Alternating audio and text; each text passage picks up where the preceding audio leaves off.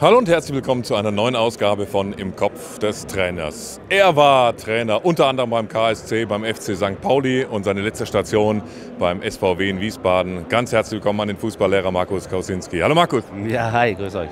Wir treffen uns beim Trainerkongress in Würzburg. Hast du schon ein bisschen was mitnehmen können, auch als so erfahrener Trainer, wie du einer bist?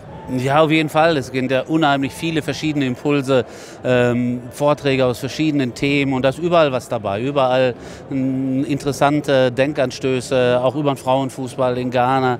Ganz viele interessante Sachen gehört, wie sich Trainer auf Situationen einstellen, wie Trainer mit Menschen, mit Möglichkeiten umgehen. Unheimlich interessant, wirklich breit gefächerte Themen hier. Das Highlight oder die Highlight-Info, die du gehört hast, die Tage bisher? Na, das war wirklich über den Frauenfußball in Ghana. Es gibt keine Verkehrsschilder und alles. Man muss sich auf eine neue Kultur einstellen. Das war unheimlich interessant. Du bist gerade ohne Beschäftigung. Also Ghana, wäre das was für dich? Ja, ich glaube nicht. Ich glaube, ich brauche Verkehrsschilder, ich brauche Ordnung in meinem Leben und die habe ich hier in Deutschland. Wie geht's dir ansonsten? Wie nutzt du die Zeit zwischen zwei Jobs? Naja, jetzt war ja die EM, die hat natürlich die Zeit ein bisschen verkürzt, viele Spiele geschaut einfach. Dann jetzt geht die Saison bald los, da freut man sich. Ansonsten freut sich auch die Familie, wenn ich zu Hause bin. Ich habe sie neu kennengelernt, nette Leute zu Hause. Ja. Und ist natürlich schön, mal zu Hause zu sein. Auch wenn es ein bisschen piekst, wenn man gehen muss, weil man ja viel investiert hat, viel Liebe reingesteckt hat. Genieße ich trotzdem die Zeit, freue mich aber auch, dass jetzt der Fußball wieder losgeht und freue mich natürlich auch, wenn es für mich dann irgendwann wieder losgeht. Musst du dich zu Hause noch vorstellen, sagen, wer du bist? Ja, so ungefähr, nein. Die EM-Spiele, die du ansprichst, wie hast du die geschaut? Also komplett mit Trainer, mit Scouting, Sicht, Blick? Na, mal so, mal so. Ich habe mir schon die Spiele rausgepickt, die mich besonders interessiert haben, schon mehr unter dem taktischen Aspekt. Manchmal habe ich mich einfach berieseln lassen und einfach genossen und manchmal ein bisschen genauer hingeguckt, geschaut, wie Sachen aufgelöst werden, wie eine Mannschaft Dinge umsetzt. Das war mal so, mal so. Deine letzte Station war Wien Wiesbaden bis April 24. Was nimmst du aus den rund 3 Jahren so am meisten mit? Gab es so dieses eine Learning, das du nach der Station jetzt mitgenommen hast? Ja, ich kriege gerade eine Gänsehaut, merke ich. Was natürlich mega im Kopf bleibt, ist die Relegation mit den Spielen gegen Bielefeld. Das waren natürlich die Highlight-Spiele im letzten Spiel. Man hat gedacht, man ist aufgestiegen. Die Fans waren schon auf dem Platz, haben schon gestürmt, schon gefeiert. Ich war gesperrt, war auf der Tribüne. Und dann mussten wir in die Relegation und dann diese Spiele gegen Bielefeld, dann so eine Leistung abzurufen, zusammen zu feiern. Nach einer langen Saison, es gibt nichts Geileres, es gibt nichts Schöneres. Ich habe so einzelne Momente die in den Feierlichkeiten mit den Jungs, die mir immer in Erinnerung bleiben werden. Also von welchem Bild ganz konkret hättest du am liebsten ein 30-Sekunden-Video? Wir kommen nach Hause nachts von Bielefeld um 5 und Benedikt Hollerbach steigt in Unterhose aus dem Bus in unsere Kneipe rein. Das werde ich nie vergessen. Und was ist danach passiert? Das ist danach passiert. Ich bin weg, ich bin nach Hause. Hat dann gereicht, ja. Genau. Aber wenn man in Hamburg arbeitet als Trainer vom FC St. Pauli, da erlebt man doch bestimmt auch einiges Kurioses, oder? Was war so dabei? Na, nicht wirklich kurios, das kann ich so nicht sagen. Es war einfach eine tolle Stadt, tolle Menschen, einfach eine wunderschöne Stadt. Und natürlich die Spiele, die Heimspiele sind natürlich besonders. Doch, auch da erinnere ich mich an Situationen von den Fans, die dann vor dem Spiel mir so eine rosa-rote Brille gereicht haben und die sollte ich aufsetzen. Wahrscheinlich, weil sie schon wussten, das Spiel wird scheiße. Nee, es war natürlich auch, sind besondere Fans und da bleibt auch immer ein bisschen das Herz hängen. Wie siehst du das als Trainer? Manche, wie man es jetzt auch bei der EM gesehen hatte, Murat Yakin geht vor dem Spiel an die Fankurve, macht mit denen vielleicht Laola. Was findest du da wichtig und für dich richtig als Trainer? Na, das muss authentisch sein, man muss das fühlen. Ich habe ja Evaldin beehrt bei St. Pauli, der hat vorher eine Runde gelaufen. Das war nicht in mir und schon gar nicht, wenn du dann neu kommst und ein anderer hat das gemacht.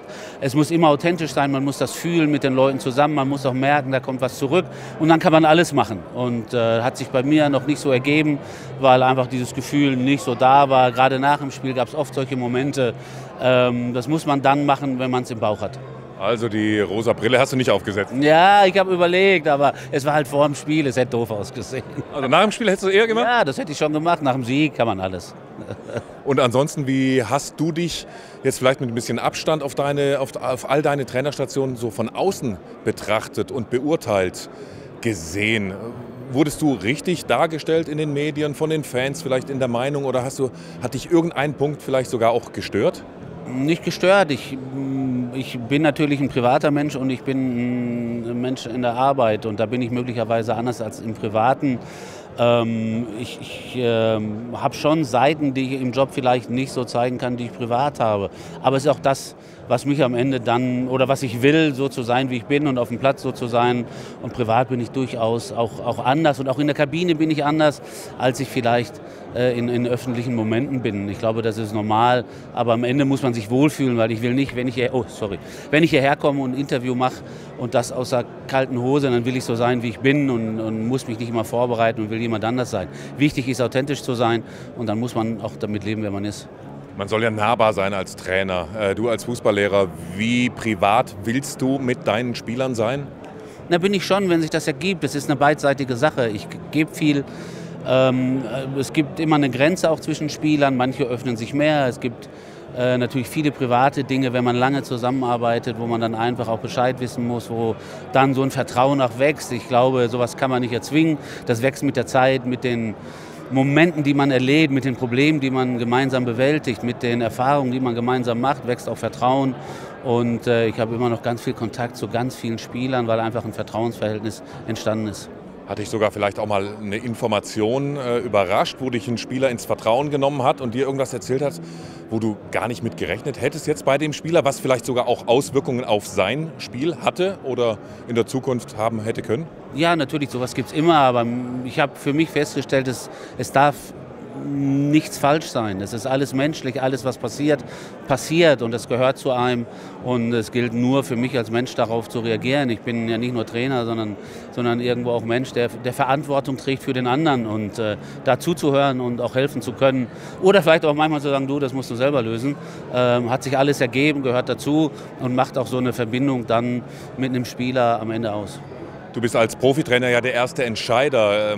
Kann man dann in gewissen Situationen gar nicht so eng sein? Braucht man dafür den Co-Trainer oder wie wünschst du dir deine Co-Trainer immer, was das Verhältnis zwischen Trainer und Spieler betrifft? Ja, ich als Entscheider, das merke ich natürlich, dass sich nicht jeder Spieler öffnet, weil wer gibt schon gerne Schwäche zu oder dass vielleicht etwas nicht in Ordnung ist, man Probleme hat, der Spieler vielleicht das Gefühl hat, der Trainer denkt, ich bin nicht ganz da. Natürlich brauchst du dann vielleicht einen anderen Zugang über einen Athletiktrainer, Physiotherapeuten, vielleicht einen Co-Trainer. Ich habe aber schon erlebt, dass man selber das sein kann, dass man Zugang findet. Da ist es immer unterschiedlich. Ich glaube, dass du verschiedene Zugänge brauchst über verschiedene Personen, die dann einfach die Mannschaft einfach perfekt betreuen können. Hast du vielleicht auch Jahre später mal gemerkt, oh, damals habe ich, was die Mannschaftsführung betrifft, doch wirklich einen Fehler gemacht? Fehler ist immer ein Wort, in dem Moment, ein komisches Wort, wenn ich mich in dem Moment entscheide ich mich aus einem gewissen Grund. Und dann rede ich nicht von Fehler, sondern ich mache mir immer Gedanken, warum ich etwas mache. Manchmal handle ich aus dem Bauch raus, aber das hat meistens auch einen Grund. Und trotzdem hast du manchmal ein Gefühl, würde ich heute anders machen. Aber in dem Moment war es meistens richtig, sonst hättest du nicht so gemacht. Und du hast auch nicht immer recht in dem, was du tust, oder es hat nicht immer die Auswirkung. Das ist dann schwierig. Du hast manchmal so Gefühle, wo du denkst, ich bin jetzt 30 Jahre Trainer. Ich habe schon das Gefühl, da gab es 2, 3 Momente in meinem Leben, die würde ich heute anders entscheiden und anders lösen. Was würde zum Beispiel dein heutiges Ich vielleicht dem 35-, 40-jährigen Ich sagen? Als wichtigsten Tipp? Es gab Momente, wo ich nicht aufrichtig war, wo ich nicht ehrlich war. Und wenn man aufrichtig und ehrlich ist, kann nichts falsch sein.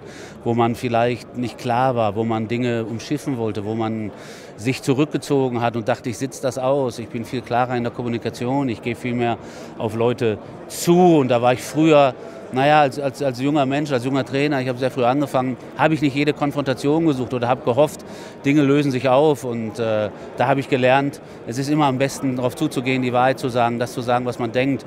Und das habe ich gelernt mit der Zeit. Das würde ich wahrscheinlich heute anders, früher machen. Aber auch das war, wie viele Dinge am Ende ein Lernen. Du meinst nicht ehrlich gegenüber den Spielern? Oder? Ja, in manchen Momenten, wo man kommuniziert oder wo man vielleicht Dinge zurückhält oder nicht richtig begründet oder hofft, dass irgendein Disput oder sich irgendwas auflöst, ohne dass man was dafür tut. Da habe ich gelernt, immer die Initiative zu ergreifen, immer darauf zuzugehen und immer derjenige zu sein, der das Heft in der Hand hat. Wenn man jetzt so wenig Zeit hat wie Amateurtrainer, es hören sehr, sehr viele Amateurtrainer auch aus dem Bereich Bezirksliga, Landesliga zu, wenn man nur 2 bis 3 Trainingseinheiten macht. Hast du vielleicht so einen entscheidenden Tipp als Profitrainer, wie man sich da bei so wenig Zeit verhalten sollte, was die Mannschaftsführung betrifft? Na, ich habe auch so angefangen. Bei Arminia Ückendorf, der A-Jugend, 2-mal in der Woche Training. Dann konzentriere dich aufs Wesentliche. Was brauchst du? Du musst Dinge kombinieren, musst Dinge zusammenpacken, ich kann jetzt heute, habe ich einen Athletiktrainer, der macht 20 Minuten isoliert irgendwas, das verpacke ich mit anderen Dingen, mit Ball. Du musst einfach das Ganze viel, viel komplexer machen und den Ball immer im Mittelpunkt zu haben, immer den Ball mit dabei zu haben, ist ganz wichtig. Dann gucken wir zum Schluss noch in die Glaskugel. Worauf hättest du noch Lust? Das nächste Projekt sollte wie aussehen oder wie sein? Ja, interessant, spannend. Ich bin im Moment und schon eine längere Zeit orientiert an guten Verbindungen, weil das ist das, was am Ende trägt. Du bist jeden Tag zusammen, du arbeitest unheimlich viel und wenn die Harmonie nicht da ist und wenn man unterschiedlich redet, dann macht das keinen Spaß. So geil der Fußball ist wichtig, dass das Team drumherum zusammen gut arbeitet, dass ich mit meinem Chef, Manager, Sportdirektor, nenn ihn wie du willst, dass man eine gute Verbindung hat, dass man die gleiche Sprache spricht, dass man das Gleiche denkt, dass man ähnlich denkt und dass man alles, was man im Kopf hat, auch aussprechen kann, dass man ehrlich sein kann. Und wenn man so eine Verbindung hat, dann ist es egal, ob es dritte, zweite oder erste Liga ist, dann macht der Job Spaß, dann macht das Arbeiten mit der Mannschaft Spaß und dann bin ich offen für alles. Bleibst du also auch up to date in genau den Ligen, dritte Liga, zweite Liga, erste Liga? Ja, gehe ich von aus. Viel mehr gibt es nicht. Regionalliga schließe ich im Moment aus. Das sind die Ligen, in denen ich mich im Moment bewegt habe. Ausland ist natürlich möglicherweise auch ein Thema. Auch da muss eine Konstellation da sein. Und man muss das Gefühl haben, dass man gewollt wird. Dass derjenige, der dich haben will, weiß, was du für eine Persönlichkeit bist, was du für Stärken, was du für Schwächen hast und auch weiß, was er bekommt. Und wenn man das Gefühl hat, dann funktioniert alles. Also ausschließen können wir eigentlich nur Ghana. Ja, wer weiß. Dann vielen Dank, dass wir dir in den Kopf des Trainers schauen durften. Danke für deine Zeit. Alles Gute für die Zukunft. Danke, Markus. Ja, danke. Ciao.